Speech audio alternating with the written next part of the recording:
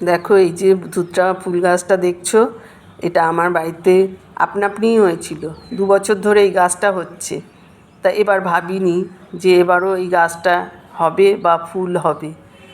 এই গাছটা যখন ছোট অবস্থায় আমি দেখতে পাই, ভেবেছিলাম অন্য একটা ফুল গাছ মনে করেছিলাম, কিন্তু পরে দেখলাম যখন কুঁড়িটা হলো, দেখছি না এ তো ধুতরা ফুল গাছের কুঁড়ি। তা বেশ ভালোই লাগলো। তা আবার যখন কুঁড়ি হলো, দুটো একসঙ্গে হলো, আজকে সেই কুঁড়ি ফুটেছে। তা ভেবেছিলাম দুটোই হয়তো একসঙ্গে ফুটবে, কারণ আমার দুটো হলে ভালো হতো। আমার সিংহাসনে দুটো শিব ঠাকুর রয়েছে, তো একসঙ্গেই দিতে পারতাম। কী আর করা যাবে, একটা ফুটেছে যখন আজকে একজনকে দেবো, কালকে ফুটলে কালকে আরেকটা একজনকে দেবো। দেখো ছবিতে যে অনেকগুলো ধুতরা ফুল দেখতে পাচ্ছ না যে গাছটাতে, এটা আমার গেল বাড়ির গাছ।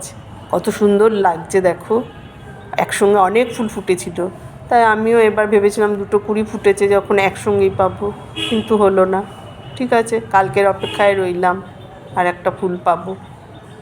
টাটা।